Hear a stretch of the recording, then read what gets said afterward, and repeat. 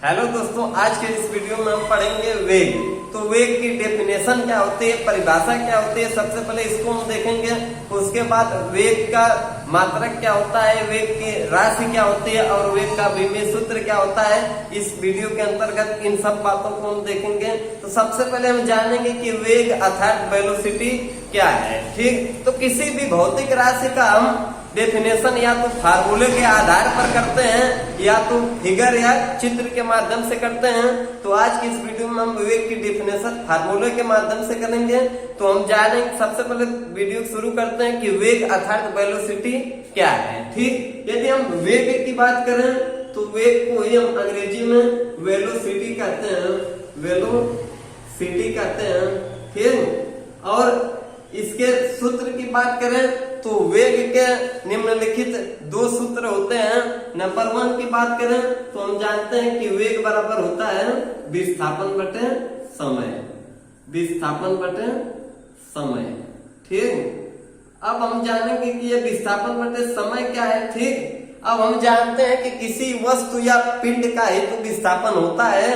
ठीक, नीचे यदि किसी भी परिभाषा या डेफिनेशन में नीचे समय दिया हो तो हम समय को ही दर मानते हैं। ठीक, समय को हम दर लिख सकते हैं। तो डेफिनेशन के आधार पर हम समझेंगे कि किसी वस्तु के विस्थापन की दर को ही क्या कहते हैं, वेग।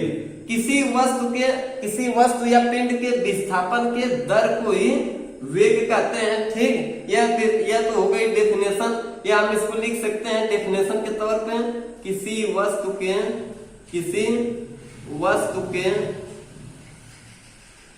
विस्थापन के दर को, किसी वस्तु के विस्थापन की दर को वेग कहते हैं, वेग कहते हैं। ठीक, किसी वस्तु के विस्थापन की दर को हम वेग कहते हैं। और हम जानते हैं कि यह हमारा पहला फार्मूला हो गया। यदि आपसे कोई पूछे कि वेग बराबर क्या होता है तो तुरंत आप बताएंगे कि वेग बराबर विस्थापन बटे समय। डेफिनेशन के माध्यम से किसी वस्तु या पिंड के विस्थापन की दर को ही हम क्या कहते हैं, वेग। ठीक, अब हम दूसरे फार्मूले की बात करें तो वेग बराबर दूसरा होता है आपका, वेग बराबर निश्चित दिशा में चली गई दूरी, निश्चित दिशा में चली गई दूरी, निश्चित दिशा में चली गई दूरी अब बटे समय। ठीक, अब बटे समय। वेग बराबर दूसरा आपका फार्मूला होता है कि निश्चित दिशा में चली गई दूरी बटे समय। तो ये आपका होता है वेग बराबर दूसरा फार्मूला कि निश्चित दिशा में चली गई दूरी बटे समय। अब यह जो नीचे समय आपका दिया है, यदि इस समय को हम एकांक समय मान लें, ठीक, एकांक मान लें या एकांक को इकाई कहते हैं या इसी इकाई को एक। ठीक, एकांक यदि समय मान लें तो इससे एक और डेफिनेशन आपकी तैयार होती है कि किसी वस्तु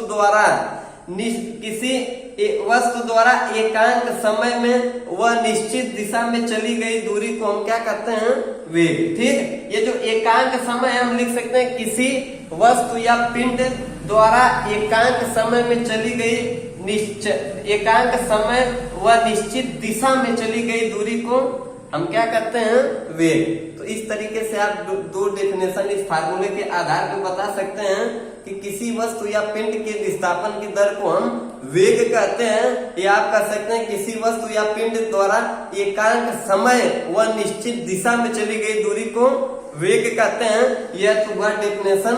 तो हम उम्मीद करते हैं कि आप लोगों को समझ में आ गया होगा इसकी डेफिनेशन कि वेग क्या होता है। अब हम बात करेंगे कि वेग का मात्रक क्या होता है। ठीक, यदि हम वेग की मात्रक की बात करें तो मात्रक में होता है मीटर बटे सेकेंड, मीटर बटे सेकेंड। यह जो आपका मीटर बटे सेकेंड आया है यह आपका है यमकीय पद्धति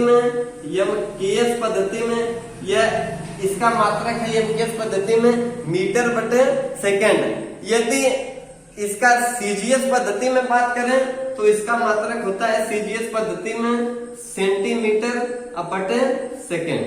ठीक, सेंटीमीटर बटे सेकेंड, सेमी बटे सेकेंड, सेमी बटे सेकेंड। यह आपका सीजीएस पद्धति में है, एमकेएस पद्धति में मीटर बटे सेकेंड और सीजीएस पद्धति में यह तो हुआ आपका मात्रक। अब हम बात करेंगे कि यह वेग की राशि क्या है। या अब यदि हम इसकी राशि की बात करें तो यह आपका, अब देखिए अब हम इसके फार्मूले के आधार पर पता करेंगे कि इसकी राशि क्या है। देखिए दिया है कि वेग बराबर निश्चित दिशा में चली गई दूरी बटे समय। कहने का तात्पर्य है कि इसमें दिशा क्या है, निश्चित। अब यदि किसी भौतिक राशि की दिशा और परिमाण दोनों दिया हो तो हम जानते हैं कि वह राशि क्या होती है, सदिश राशि। ठीक, किसी भौतिक राशि में यदि सिर्फ परिमाण दिया हो तो वह अदिश राशि होती है, और यदि परिमाण के साथ साथ आपकी दिशा भी निर्धारित हो, निश्चित हो, तो वह राशि क्या होती है, सदिश। तो राशि की बात करें तो यह आपका हो गया सदिश राशि। ठीक, सदिश राशि। अब हम इसके बीमीय सूत्र की बात करें। ठीक, अब हम इसके बीमीय सूत्र की बात करें तो हम जानते हैं कि इसका बीमीय सूत्र होता है यम के घात 0 और यल के घात 1 और टी के घात -1। इसका बीमीय सूत्र है, या तो हम इसको लिख सकते हैं या यल के घात 1 और टी के घात -1। यह आप सभी लोगों को याद रखना है कि यल के घात 1 और टी के घात -1।